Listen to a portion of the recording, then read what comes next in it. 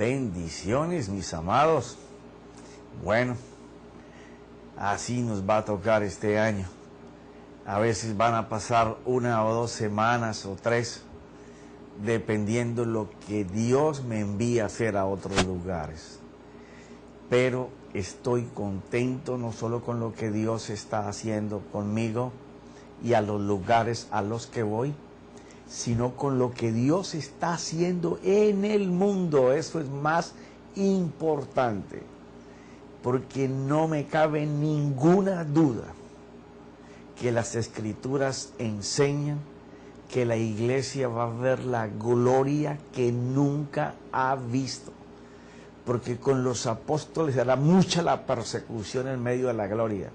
Ahora habrá más libertad y todos verán la gloria de Dios, porque la promesa es que sobre toda carne se iba a ver, o sea, una carne que sea creyente, claro.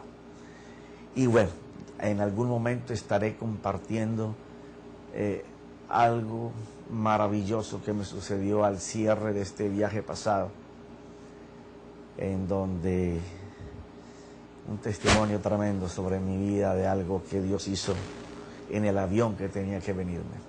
Pero eso será otro día. Bueno, estamos hablando de algo muy importante.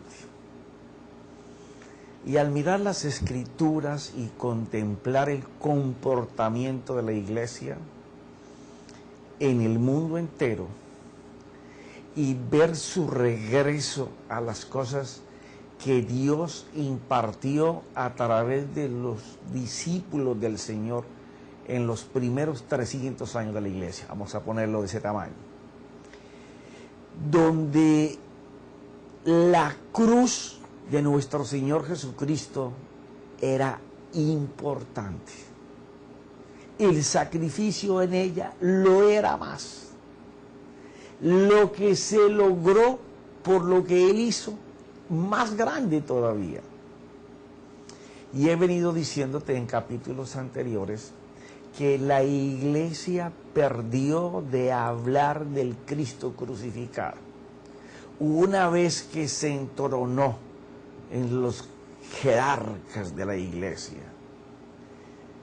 las obras que estaban haciendo, ahora lo importante son las obras y no el Cristo crucificado. ¿Qué trajo eso como consecuencia en los últimos 40 años? Que ya en las iglesias no se habla del Cristo crucificado. No se habla de lo único que lleva al creyente a enamorarse de su Dios. El cómo el Señor enseña con hechos el amor que nos tiene. Entonces la iglesia se hizo muy científica, muy pensante. Y no que no tengamos que pensar, pero tampoco te creas que el Señor va a entregar el manejo de su organismo. Él no tiene organización, organismo, en manos de hombres intelectuales o en manos de estrategas, fabricadores de empresas que ganan almas. No. Dios solamente le entrega el control de la iglesia a Jesucristo y su Santo Espíritu. Pero entonces la decadencia de los últimos 40 o 50 años ha llevado a una iglesia acostumbrada a solo pide, dame. Todo predicador que lleve un mensaje motivacional extremadamente positivo es bienvenido, y con el regreso de la invitación para el próximo certamen. Pero las personas no se afirman, no tienen compromiso con Dios, no hay disciplina para la obra en la consecución de las almas, no que se haga una empresa para ganarlas, sino gente que pueda testificar con tal vehemencia y con tal pasión por el amor que ellos saben que su Dios les tiene, que recíprocamente hablan y testifican con ese mismo amor de su Dios. Pero no, tenemos una iglesia fría que solamente tiene ese recinto como un club social en el cual paga una cuota llamada diezmos y asiste cada 8 días a escuchar un mensaje que le ayude a ver cómo supera los problemas del diario vivir. Pero eso no es el Evangelio.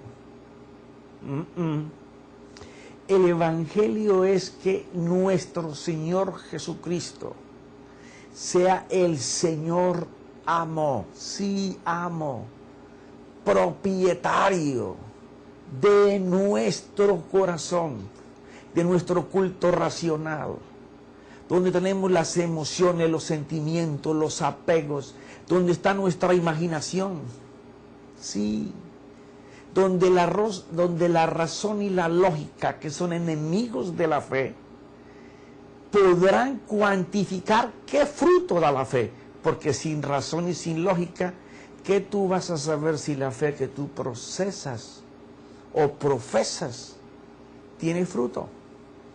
Puedes estar creyendo que tiene, pero solo la razón y la lógica va a decir si tu fruto es de fe o es de tu fuerza.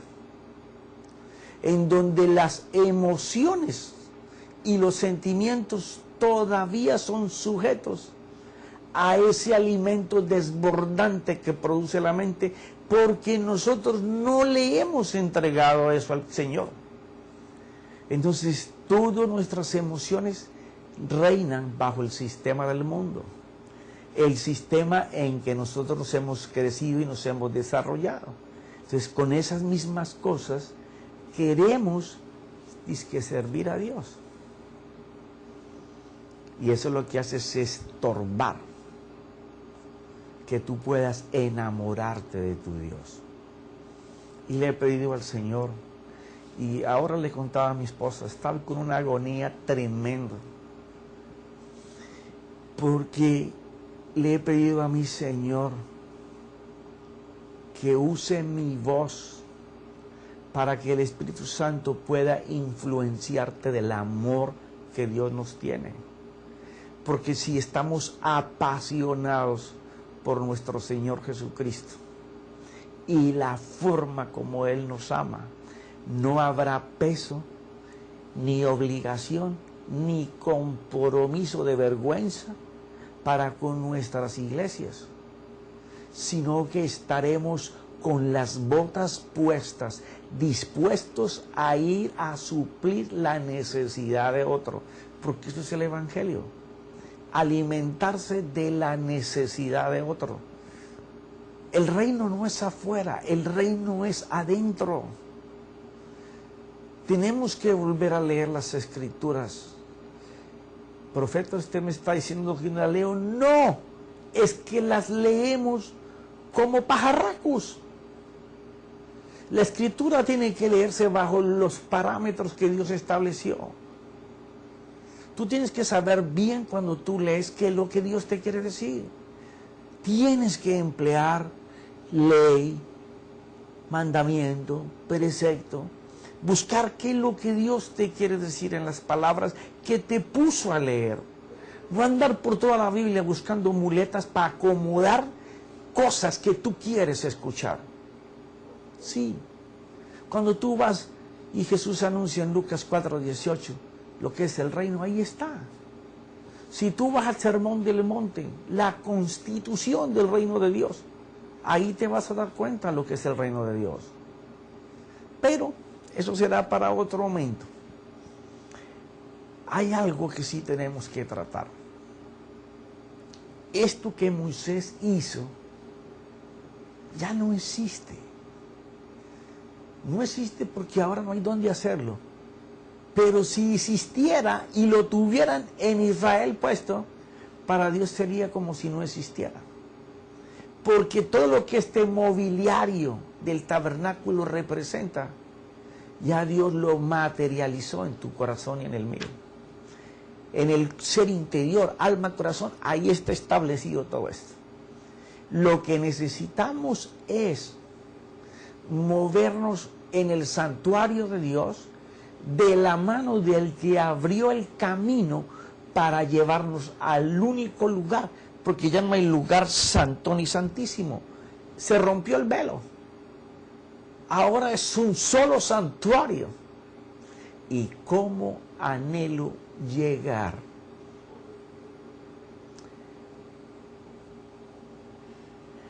a este vasito que simboliza el lavacro, porque allí vamos a empaparnos muchísimo del tabernáculo caído de David, que él dijo que iba a reparar en este tiempo. Pero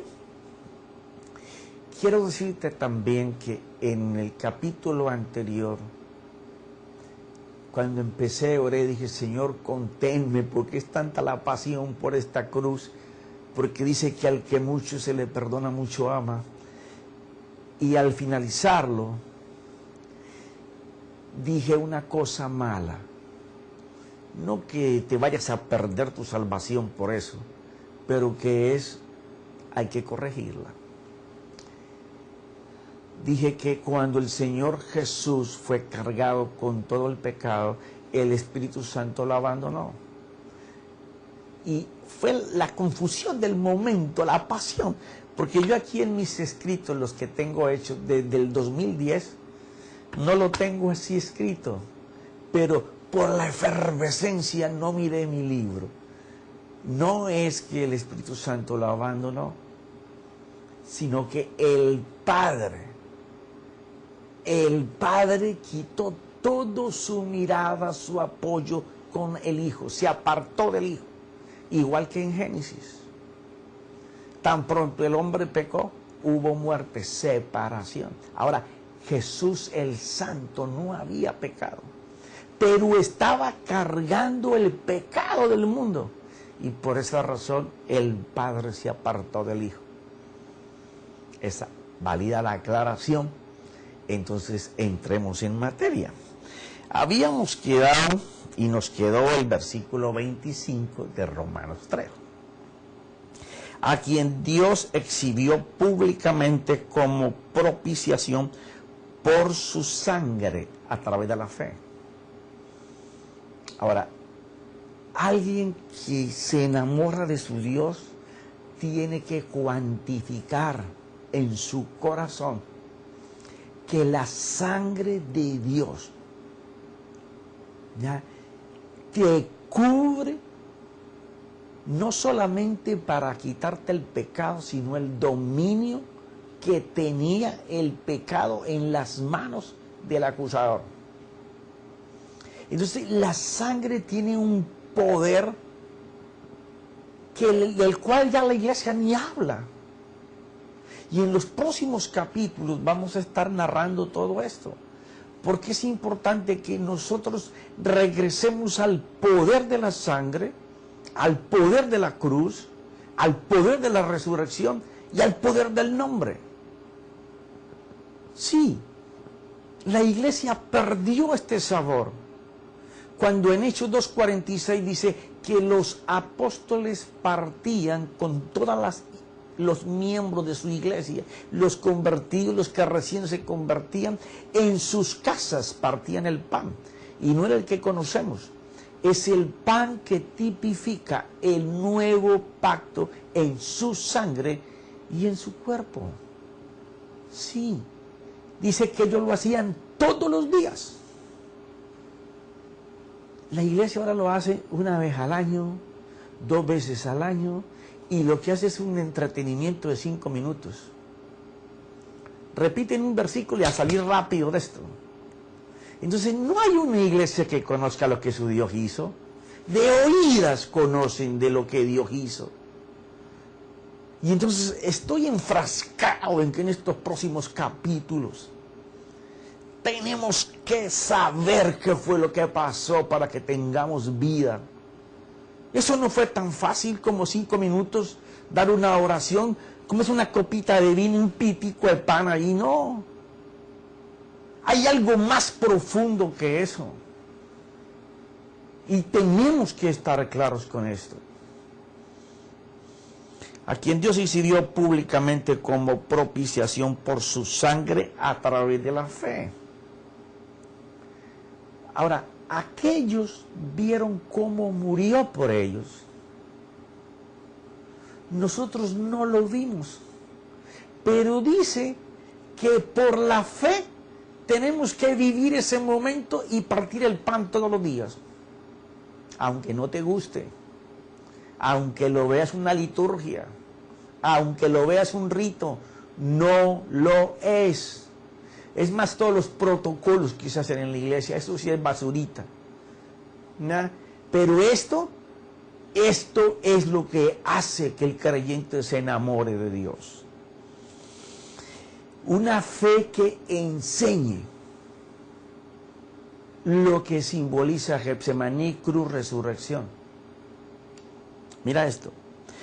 Como una demostración de su justicia.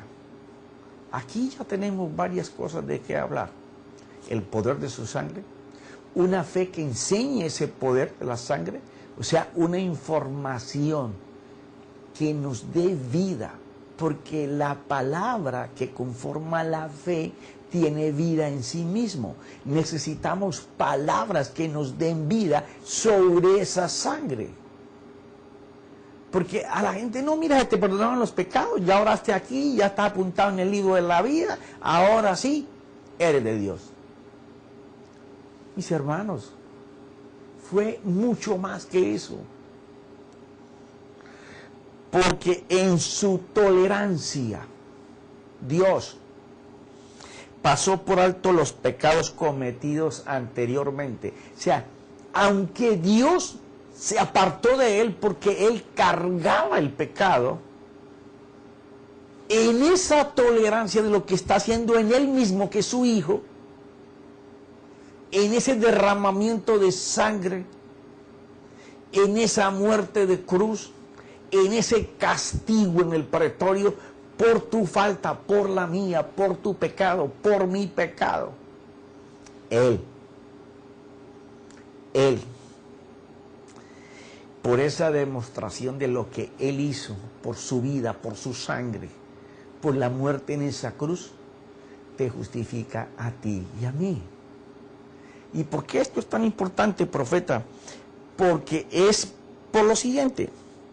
Porque no solamente Él te pasa por alto los pecados cometidos anteriormente, sino que te ayuda hoy en tu debilidad. ¿Pero qué tenemos? Tenemos una cantidad de personas, y me incluyo en ellas, porque yo también tengo mis debilidades y mis pecados. Lucho, trabajo con ellos, pero los tengo igual que todo el mundo. ¿Ya?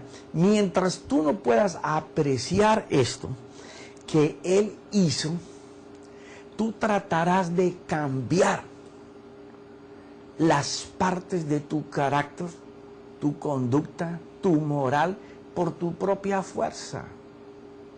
Y no se puede. Es en Él.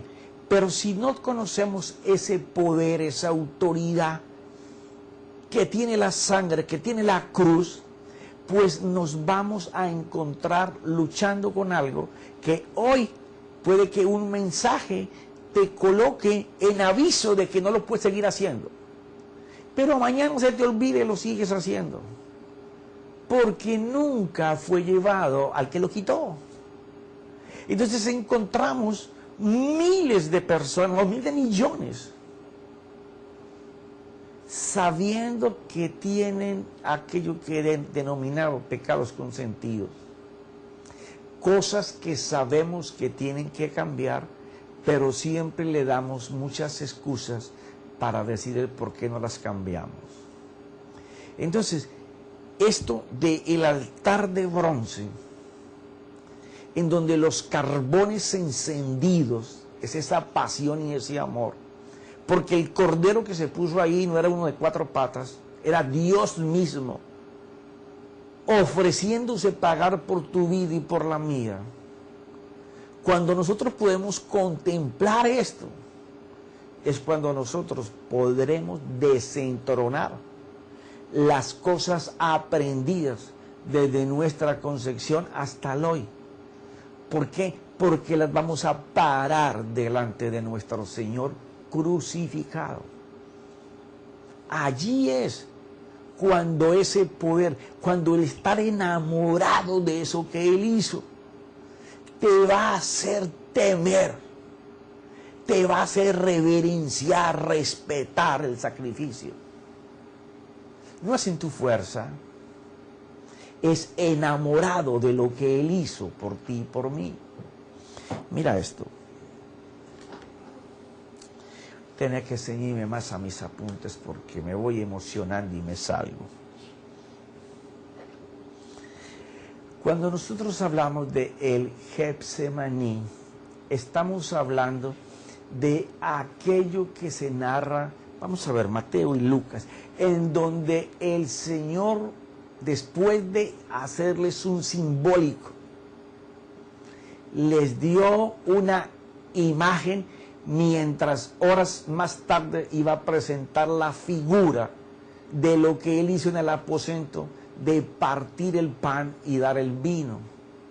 Entonces ahora está empezando a cumplir esto. Y dice Lucas, hablando de ese momento que narramos la semana pasada, donde el Padre lo hace pecado. Él es el santo, nunca pecó, pero ahora está cargando, sin pecar, los pecados tuyos y míos. Entonces es algo que Él no conoce. Primero. Segundo, nunca se ha separado del Padre. Y ahora va a suceder que por llevar lo tuyo y lo mío, el Padre se va a separar de Él, porque Él ahora es pecado. El Padre no lo ve ahora como el santo, no lo ve ahora como el ungido de Dios, lo ve como que es el portador, el cordero preparado para llevar el pecado del mundo. Y entonces Él dice, ahí en Lucas 22, el versículo 40, cuando llegó al lugar le dijo, orad para que no entréis en tentación. Algún día hablaremos de eso también. Y se apartó de ellos como a un tiro de piedra y poniéndose de rodillas oraba, diciendo, Padre, si es tu voluntad, aparta de mí esta copa. O sea, no era que el Señor, aún antes de que el mundo fuera mundo, cuando dice la Escritura que el primero de todo lo creado fue Jesús, el cuerpo de Cristo, sabía, dice la Escritura en Apocalipsis 13:8, que fue inmolado antes de la fundación del mundo. Él sabía que venía preparado para el tiempo en que Dios lo iba a introducir al mundo, como dice Hebreos 10:5, ¿ya? Para que fuera el sacrificio aceptado por el Padre, no para borrar el pecado por un año, para quitarlo por siempre, y para quitarle el dominio al que usaba el pecado, para tenerlos prisioneros a nosotros. Y Él sabe que va a beber eso, y a pesar de que ya lo sabía, recuerda que es parte de Dios, Él es Dios, ¿ya? Está diciéndole al Padre, parafraseado por lo que está diciendo aquí, aparta de mí esta copa, pero no se haga mi voluntad sino la tuya. Le está diciendo, wow, yo sé que yo vine para esto, pero wow, qué dolor tengo, Padre, no por cargar el pecado, sino por estar separado del Padre. Wow, esto es impresionante. ¿Por qué? Porque enseña el amor del Hijo por el Padre. Y el Padre está haciéndolo justicia en lo que se había convenido antes de crear cualquier cosa. Pero el amor del Hijo por el Padre es de tal magnitud que no desea separarse del Padre. Y aunque Él sabe que es una separación de 3 días, porque Él mismo lo anunció, no quiere ni los 3 días. Él no quiere. Pero dice, te amo tanto, Padre, que no sea como yo quiera, sino como tú lo has planificado, como tú lo quieras. Eso sí es un amor. Eso sí es amar. Cuando nosotros deponemos nuestros planes, nuestros proyectos, nuestros deseos por los deseos de papá. Un sacerdote está llamado para seguir a su sumo sacerdote, Jesús.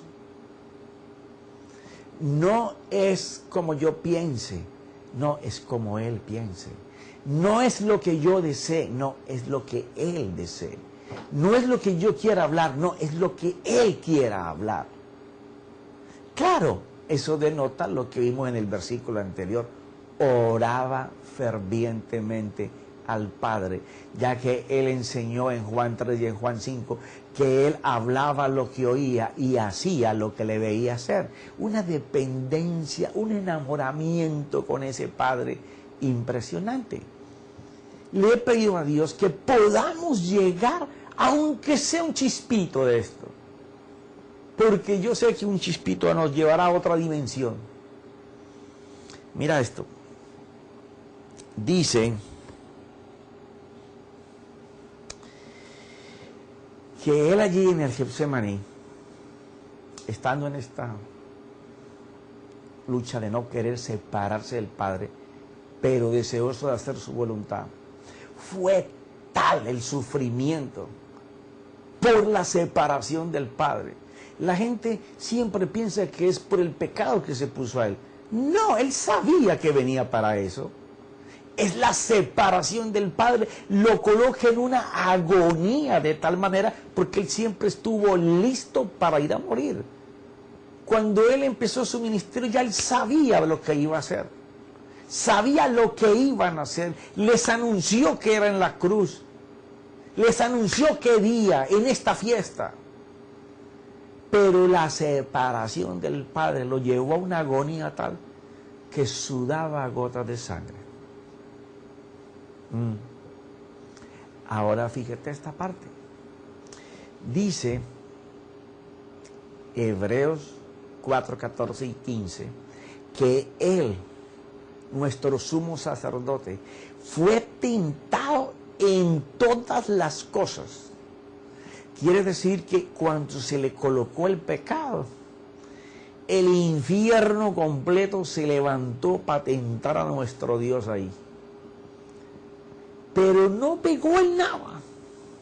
Él estaba preparado para no pecar. Lo que no estaba preparado era para separarse del amor del Padre. Y eso es lo que tiene que tener cada sacerdote de la iglesia. Porque Él preparó una nación santa de sacerdotes. Y eres tú y soy yo. Tenemos que llegar a ese amor por ese Padre. Poder reconocer lo que nuestro Señor hizo. Amar cada cosa que Él hizo en el Getsemaní.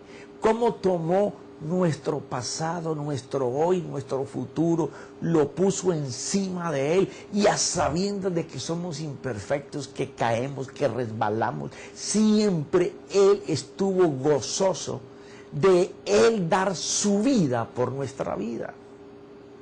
Y cuando Él fue tentado en el Getsemaní, quiere decir que lo que nos tienta, lo que nos pasa, las aflicciones, nuestros problemas que cayeron sobre Él, Él los venció. Luego es tan importante poder saber cómo se inicia el pacto de la cruz, en donde el sacerdote tiene que entender que el cordero que fue puesto aquí fue Dios mismo. Y lo que se estaba ofreciendo no era un olor de chivos agradable al cielo. No, el aroma de lo que nuestro Señor Jesucristo estaba haciendo llenaba las expansiones de toda la creación. cuando nosotros podemos entender que lo que Él está haciendo allí es una demostración de un inmenso amor por ti y por mí. Es donde podemos darnos cuenta si a diario nosotros podemos pensar en cuánto nos ama Dios.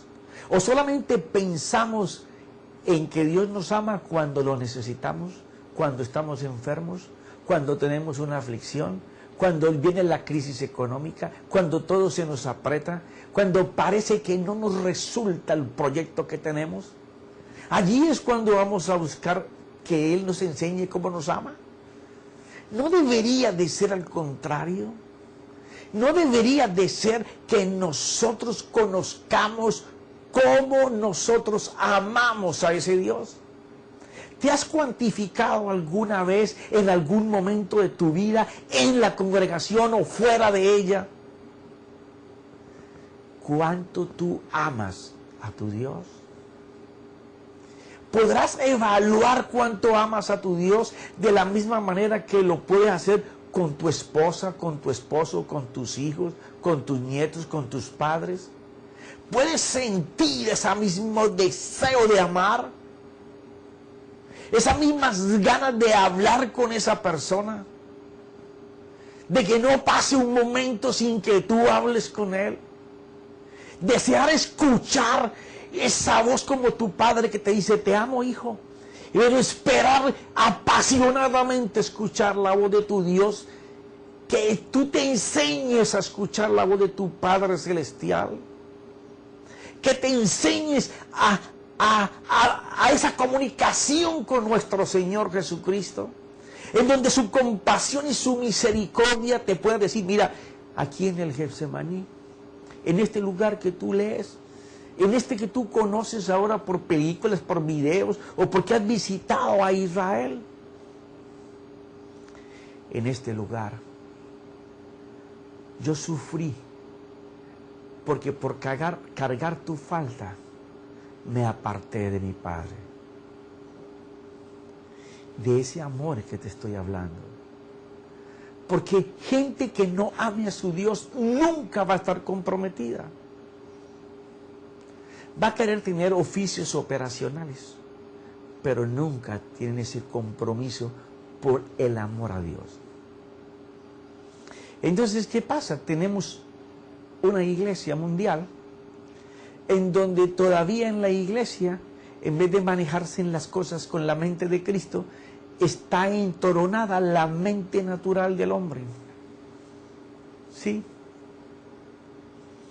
Tenemos fe cuando no podemos hacer nada con nuestra razón y nuestra lógica.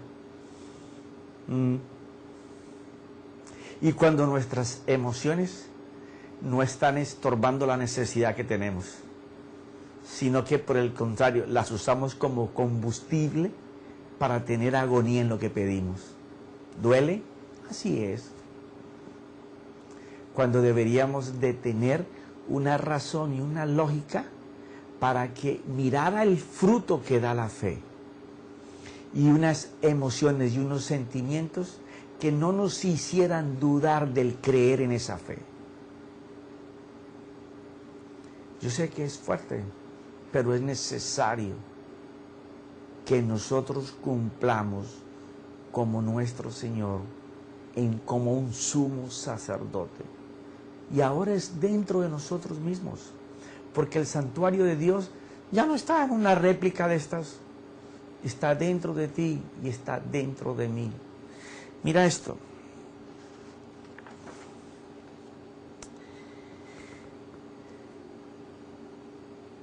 Porque es la única manera en que el Espíritu Santo puede hacer su trabajo. Sí, el Espíritu Santo va a hacer lo invisible visible cuando nosotros podamos creer lo que la fe porta para nosotros.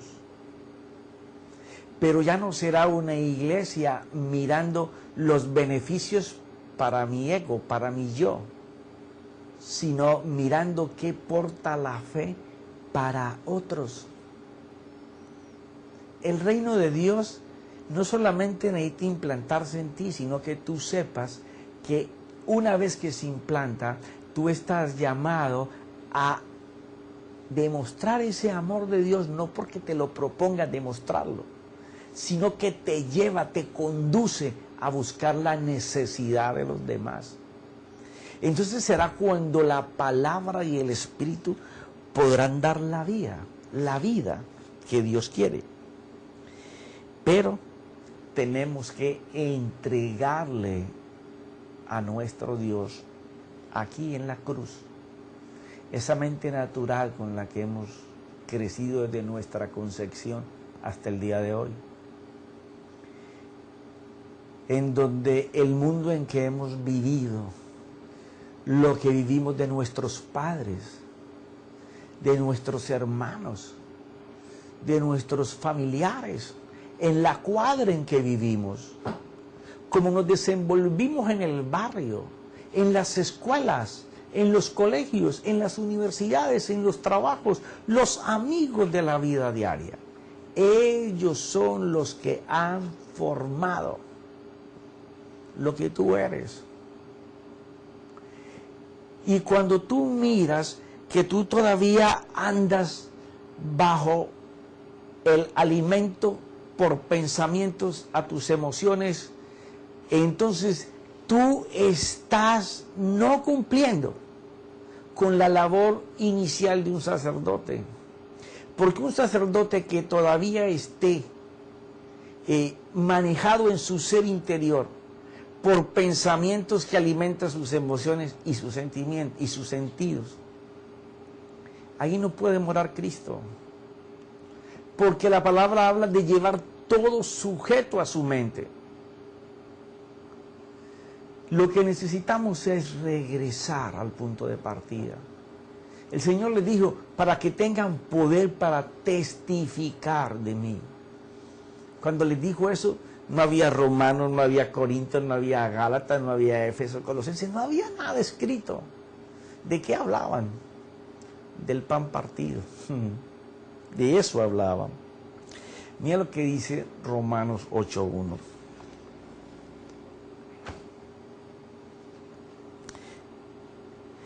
Es necesario que la iglesia se enamore de su Dios. Dice aquí en Romanos 5:6, porque mientras aún éramos débiles, a su tiempo Cristo murió por los impíos, o sea, por nosotros. ¿Y sabes para qué lo hizo? Para que una vez que nosotros podamos vivir el plan de la salvación. Nosotros no somos salvos porque el ministerio del Señor fue muy poderoso, porque hizo tantos milagros que todavía se estaría escribiendo de ellos, según dice la misma Escritura. Porque era el Hijo de Dios. No, porque era santo, no. Tú eres salvo porque Él dio la vida por ti y por mí, por ese derramamiento de sangre. Entonces, el que está unido a ese sacrificio está metido en Cristo. Y entonces las cosas que son ley, por la estructura de formación desde que fuimos concebidos hasta hoy. ¿Qué es eso, profeta? Gracias por preguntármelo. Todos tus hábitos y tus costumbres aprendidas, ¿cierto?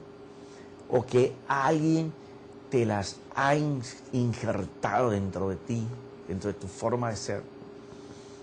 Todas esas cosas que lo único que te traen es atrapado en una vida de derrota, de pérdida. Hay gente que puede tener posesiones económicas, pero vive una vida vacía. Internamente está derrotado. Y hay otros que no tienen nada y ya son derrotados desde que nacen, por el medio, el ambiente en donde viven.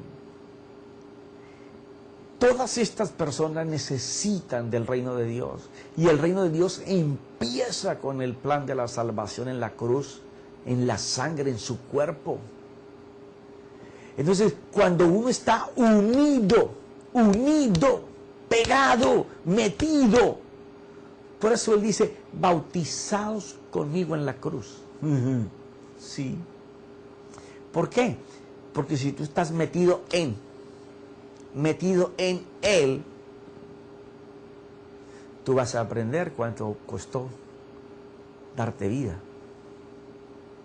Entonces, cuando tú lees Romanos 8:1, te das cuenta de esto. Mira.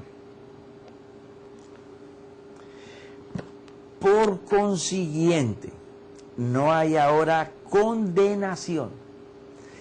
¿Qué fue lo que él quitó? El pecado, el dominio del pecado, el control que tenía el mal sobre nuestras vidas. Lo cortó. Ahora, si en el hoy, no importa cuánto tiempo lleves de evangélico, pero si en el hoy tú tienes cosas repetitivas en tu manera de pensar, hablar y hacer, que no corresponden a la vida de un sacerdote en Dios, y que tú sabes que el Padre aborrece, porque si aborreció el pecado sobre el Hijo que se apartó de él, ¿cuánto más no lo hará contigo y conmigo? Pero aquellos que aborrecen esa manera de ser como nuestro Dios aborrece al pecado, son aquellos que están metidos en Jesucristo, que están metidos en la cruz, que están metidos en el sacrificio, que saben el valor de la sangre que le quita la autoridad, el poder, el dominio, el control al mal sobre tu vida. Pero cuando no se sabe eso y no se vive, el pecado toma ventaja de ti. Y teniendo la habilidad, porque fuimos habilitados por ese sacrificio, de caminar en otra dimensión, caminamos con falta de Dios. Y podemos cantar coritos, sabernos la Biblia, tener todas las versiones que tú quieras, escuchar todos los pastores que tú escuches. Pero si estás atrapado, quiere decir que sangre te hace falta. ¿Cómo así? Sí, esas áreas que no has podido vencer, llámese como se llame, ahí la sangre no ha llegado. No porque Dios no quiera, porque no se lo hemos permitido. ¿Ya? Porque aquí dice la Escritura, por consiguiente no hay ahora condenación para los que están en Cristo Jesús. Cristo Jesús. Claro, Jesús salvación. Cristo la herencia escrita en la palabra, en el verbo, en la fe. Los que heredan las promesas que se ganan cuando estás metido en la salvación. Es que mira, ¿cómo va a ser posible que tengamos tiempo en la iglesia? Tengamos tiempo de decir que somos del Señor, que hablemos de lo poderoso que es nuestro Dios, pero nuestro fruto, la gente busca el fruto físico, pero ¿qué tal de personas que todavía están atados, por ejemplo, al miedo, a ira, a enojo, culpa, depresión, tristeza, celos, ansiedad, resentimiento, raíces de amargura, envidia, vergüenza, angustia, venganza, odio, rencor? ¿Qué tú me dices de esto? ¿Tú crees que no alcanzó la sangre para quitar esto? ¿O no será más vale que no hemos llevado estos trapos sucios a la cruz? Sí, de eso se trata el valor de conocer el poder de la sangre, el valor de conocer el partir el pan, lo que significa esto, el poder saber que podemos caminar en victoria al pecado, no porque podamos hacerle fuerza, ni porque pueda vencerlo, sino porque cada vez que clamamos a la sangre, el pecado sabe que la sangre lo venció. El infierno sabe que la sangre en la cruz lo venció. Pero mis amados, esto me apasiona muchísimo. Y ya mi esposa me dijo, se te terminó el tiempo. Me parece que empecé hace un minuto y que no pude leer nada casi. Pero estaremos aquí la próxima semana.